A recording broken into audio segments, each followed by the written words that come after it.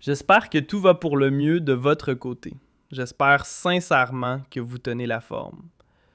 Souvenez-vous, au tout début de novembre 2025, lors d'une émission particulièrement incendiaire, nous avions levé le voile sur le sort hallucinant d'une romancière algérienne d'expression arabe. Cette femme, descendante d'un martyr de la guerre d'indépendance, avait été jetée en prison à la veille de la commémoration nationale, simplement à cause d'un message publié en ligne considéré comme offensant ou irrévérencieux envers Titam Hamlaoui, que certains présentent comme la bienfaitrice officieuse du système Tebboune. Une figure décrite, non sans ironie, comme dotée d'un charme irrésistible, capable de faire plier tout un appareil d'État, au point que le moindre de ses murmures semblerait suffire à mettre les responsables au garde à vous, voire à quatre pattes. Le 1er novembre dernier, c'était une émission qui avait beaucoup cartonné et qui a fait beaucoup parler d'elle. Et par la suite, 24 heures plus tard, Abdelmadjid Tebboune était intervenu lui-même personnellement pour demander la libération de Salima Lizi, fille de Shahid, qui est l'épouse du journaliste et écrivain algérien Abdelaziz Germou, ainsi que l'éditrice Mariam Azi, qui est aussi une écrivaine, une poétesse et directrice d'une maison d'édition qui s'appelle Red, qui a été elle aussi incarcérée avec Salima. À la suite de l'intervention de Pamoui, pour déposer une intervention auprès directement des juges du tribunal de Bandra et de la brigade de recherche et d'investigation de la gendarmerie algérienne de Bandra, ils ont par la suite instruit toute une opération très rapide pour procéder à l'arrestation de Madame Lizi et pour la présenter devant le tribunal judiciaire de Braz, qui a décidé de l'incarcérer, de la placer sous mandat de dépôt à la veille du 1er novembre. Alors qu'elle est la fille d'un shahid, juste pour un commentaire sur Facebook, je parle de commentaires sur Facebook, des commentaires jugés insultants, désobligeants, en tout cas qui n'ont pas plu aux yeux de petite Sam Hamlaoui. Cette affaire, elle a été enterrée alors qu'elle devait être jugée à la fin de ce mois de janvier. Elle a été reportée au tribunal judiciaire de Bandraïs. Elle devait être jugée le 29 janvier dernier. Elle a été d'abord reportée une première fois parce qu'elle devait être jugée le 18 décembre 2025. Elle a été reportée au 29 janvier 2026 et le 29 janvier, le tribunal de Mondrail a décidé de la reporter jusqu'au 19 février 2026. Pourquoi ? On n'en sait absolument rien. C'est une affaire très simple. Et Hamlaoui ne s'est pas présentée. Elle n'a pas retiré sa plainte comme le laissent entendre certaines rumeurs. Elle n'a fait aucune apparition publique et, visiblement, cette affaire, la justice algérienne n'a pas envie de la juger, ni de la clôturer, ni de se prononcer sur ce dossier, parce que ça risque de relancer ou de braquer à nouveau les projecteurs sur la petite Hamlaoui. Alors que le régime Tebboune n'a pas du tout envie que Pam Hamlaoui revienne sur le devant de la scène. Il a envie qu'elle reste discrète. Il a envie que Hamlaoui demeure portée disparue, parce qu'elle est portée disparue depuis le scandale du mois de novembre 2025. Rappelons les faits. Elle est impliquée dans une affaire de trafic d'influence, de relations malsaines et de pressions dangereuses et politiciennes qui ont été exercées sur l'appareil judiciaire, qui est le tribunal de Mondrail, et une institution sécuritaire, la brigade de recherche et d'investigation de Bejdid, pour les pousser, les contraindre à interpeller, ensuite placer en garde à vue, et par la suite violenter, frapper, torturer, humilier, dénuder des détracteurs de petite Hamla et des enfants de fonctionnaires du Croissant Rouge algérien. Un garçon et une fille, Yassine Bata et Hajar Zetoni. La journaliste, ancienne cancer journaliste Hajar Zetoni, qui ont été humiliés, frappés, dénudés, privés d'eau et de nourriture pendant presque une semaine dans les locaux de la brigade de recherche de Mondrail et par la suite incarcérés et condamnés, placés sous mandat de dépôt, incarcérés, condamnés à la prison ferme. Ils ont été, par la suite, torturés et frappés lors de leur période d'incarcération, à la suite, toujours, de l'intervention de Sam Hamlaoui, qui use de son pouvoir, de sa proximité avec le régime, de sa proximité avec les principaux responsables du régime Tebboune et qui a utilisé, donc, ses relations personnelles et intimes avec de hauts responsables du régime Tebboune pour contraindre l'appareil judiciaire et l'appareil sécuritaire du pays à exécuter ses caprices et à décapiter ses adversaires. Ses détracteurs qui la dénoncent pour mauvaise gestion, pour corruption ou pour dérive autoritaire, depuis qu'elle est placée à la tête du Croissant Rouge algérien et de l'Observatoire national de la société civile, qui est un organisme, je le rappelle encore, on a tendance à l'oublier, qui figure dans la constitution algérienne. L'affaire de Titam Hamlaoui avec l'écrivaine Zinab Mizi, elle est connue sous le nom de Zin Mzi, alors que son véritable nom c'est Salima, elle est étouffée, elle est enterrée dans les tiroirs de la justice algérienne. Pourquoi?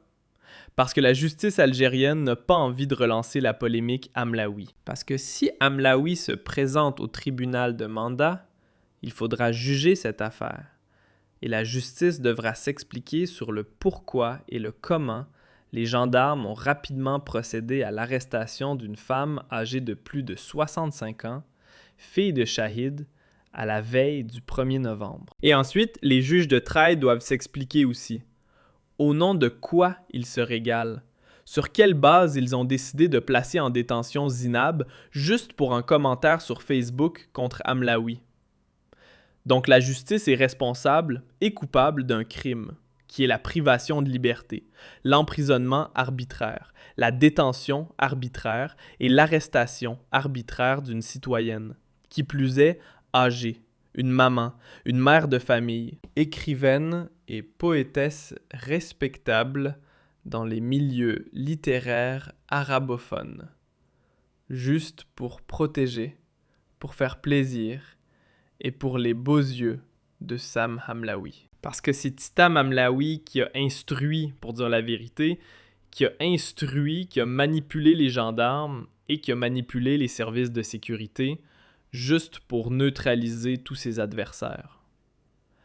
Hamlaoui a une équipe qui gère les réseaux sociaux. Toute personne qui l'insulte, qui la critique, qui l'attaque ou qui la met en cause dans une affaire quelconque et qui réside en Algérie, si cette personne a le malheur de résider en Algérie, eh bien Titam, avec son téléphone, elle appelle la gendarmerie de Raïs, elle appelle le tribunal de Raïs et elle ordonne des arrestations, des interpellations et même des incarcérations, des emprisonnements. C'est très grave. C'est vraiment très, très grave ce qui s'est passé dans cette affaire. Eh bien, la justice algérienne ne veut pas juger. Je rappelle que, quand même, cette affaire a scandalisé l'opinion publique algérienne au début du mois de novembre 2025. Que les réseaux sociaux se sont enflammés, que plusieurs voix se sont élevées à l'intérieur du pays comme à l'extérieur du pays pour demander la libération de Mizinab et pour demander qu'une enquête sérieuse soit déclenchée ou soit instruite sur les agissements, les connexions et les relations malsaines et le trafic d'influence dont se rend coupable Hamlaoui. Personne n'en parle. Plus personne n'en parle. Voilà. On a eu un appareil judiciaire, un appareil sécuritaire qui a été placé sous l'influence de la demoiselle, de mademoiselle Hamlaoui, de façon honteuse, de façon humiliante, de façon même horrible. Et personne n'en parle. Inaperçu. Et on ne veut pas juger l'affaire. Cela ne les intéresse pas que Hamlaoui revienne sur le devant de la scène. Ils veulent absolument anesthésier la population algérienne, l'endormir, la droguer. Ils ne veulent pas que la population algérienne se rappelle ou se souvienne à nouveau de Hamlaoui. Il faut effacer les traces du scandale. Et on sent qu'il y a un malaise. On sent que le régime algérien a vraiment un malaise. Et là, cela devient alarmant. Le régime Tebboune ne sait plus quoi faire de l'affaire. Il ne sait plus comment s'en sortir. Il est dans une impasse. Il est dans une impasse. Il s'est fait piéger lui-même. Le piège s'est refermé sur lui-même. Il est devenu aujourd'hui l'ambassadeur. Malheureusement, l'ambassadeur scandaleux, ou l'ambassadeur qui illustre scandaleusement le travail d'influence, c'est-à-dire l'exercice abusif d'une influence d'un responsable politique ou d'une personnalité politique sur les institutions de l'État en vue d'obtenir une décision qui est favorable uniquement à ses intérêts personnels. Et malheureusement, ces décisions ou ces privilèges consistent à incarcérer, à torturer, à violenter, à emprisonner et à arrêter, à interpeller des citoyens et des citoyennes qui usent de leur liberté d'expression pour critiquer ou pour donner un avis critique sur une haute responsable de l'État, qui est la présidente du Croissant Rouge algérien. Je fais un rappel des faits. Cette affaire, moi j'aimerais bien qu'on la relance. J'appelle les Algériens, les Algériennes à demander à lancer des appels et à interpeller la justice algérienne. Pourquoi reporter régulièrement et sans cesse l'affaire de Salimé contre Amlaoui? Je rappelle que Messine, avec l'écrivain, le politicien et écrivain Abdiz Germou, elle dirige une maison d'édition qui a une présence dans les événements culturels tels que le Salon international du livre d'Alger. L'affaire a débuté à partir d'un simple commentaire sur Facebook qui critique directement la dénommée Ptissam Amlaoui, occupant le poste de présidente de l'Observatoire national de la société civile et présidente du Croissant Rouge algérien. Meizia a décrit dans son commentaire et a dénoncé des abus, une mauvaise gestion au sein de ces deux institutions dirigées par Ptissam Amlaoui. Elle a repris certaines informations qui étaient déjà connues, qui étaient diffusées sur les réseaux sociaux. Le post sur Facebook de Misé contre Amlaoui est un commentaire critique, franc, et non un post qui incite à la haine, qui appelle à la violence ou qui touche à la dignité même ou à la considération de la personne de Amlaoui. Le 30 octobre 2025, MZ a été, je rappelle les faits, convoqué devant le tribunal de Rès à Alger dans le cadre d'une procédure de comparution immédiate après la publication de son commentaire sur les réseaux sociaux.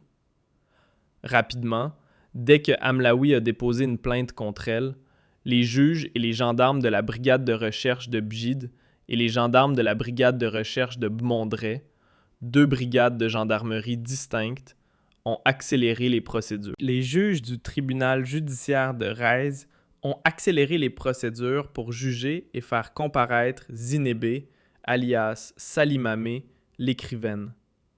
Elle a été placée en détention provisoire en prison à la veille de la commémoration du déclenchement de la révolution de la guerre de libération nationale du 1er novembre. Cela a créé un effet de choc. Après avoir été accusée de plusieurs chefs d'inculpation, parmi lesquels outrage à un fonctionnaire public, menace contre un fonctionnaire dans l'exercice de ses fonctions officielles, non-respect des convocations officielles, tout cela sur la base d'un simple commentaire sur Facebook contre Amlaoui, les procédures ont touché une écrivaine connue dans les milieux culturels, ce qui a provoqué un choc et a scandalisé l'opinion publique, notamment dans les milieux littéraires et culturels. L'affaire a mobilisé les organisations de défense des droits de l'homme et des acteurs, ainsi que des personnalités du monde de la culture. Abdelmajid Toun a été mis au courant. Il a été alerté par l'un de ses conseillers. De nombreux écrivains et artistes ont commenté l'affaire, la considérant comme un indicateur d'un recul gravissime de l'espace de liberté, d'une réduction drastique et quasi irréversible de l'espace des libertés publiques individuelles en Algérie. La détention provisoire dans cette affaire a été utilisée comme un outil de pression. Même si les preuves des accusations sont liées à une simple critique d'une personnalité politique pour son bilan à la tête d'une administration publique ou d'un organisme public qui est le Croissant Rouge algérien ou l'Observatoire national de la société civile. Le 1er novembre 2025, après environ 24 heures de détention provisoire, et même pendant un week-end grâce à l'intervention d'Abdid Tebboune qui a été sollicité par Abdaziz Germou et par un certain nombre de personnalités politiques et culturelles, a été libérée l'écrivaine âgée de 65 ans à travers une décision urgente du tribunal de Raïs, le même tribunal qui l'a incarcérée. C'est un cas sans précédent dans l'histoire de la justice algérienne, où une personne a été incarcérée le soir et libérée le lendemain matin. Le procès a été reporté à plusieurs reprises, toujours à cause de l'absence de la plaignante, qui était Amlaoui. La première date était le 18 décembre 2025. Ensuite, le 29 janvier 2026. Et maintenant, cela a été reporté jusqu'au 19 février 2026. Ces reports successifs ont rajouté une couche à la complexité du scandale. Parce que c'est un scandale, ce n'est pas une simple affaire judiciaire. Cela jette le trouble et le discrédit sur les motivations de l'appareil judiciaire algérien qui cherche visiblement à protéger Amlaoui et à ne pas l'obliger à apparaître publiquement. Dans un contexte où la population algérienne et l'opinion publique sont fortement remontées contre elle pour ses implications dans ce que j'ai appelé tout à l'heure le scandale des relations malsaines et de l'emprise malsaine qu'elle a exercée sur l'appareil judiciaire et l'appareil sécuritaire pour torturer, violenter, frapper et placer en détention arbitraire ses opposants ou ses détracteurs. Donc cette affaire n'est pas un acte isolé. Je rappelle que Amlaoui a fait beaucoup de victimes.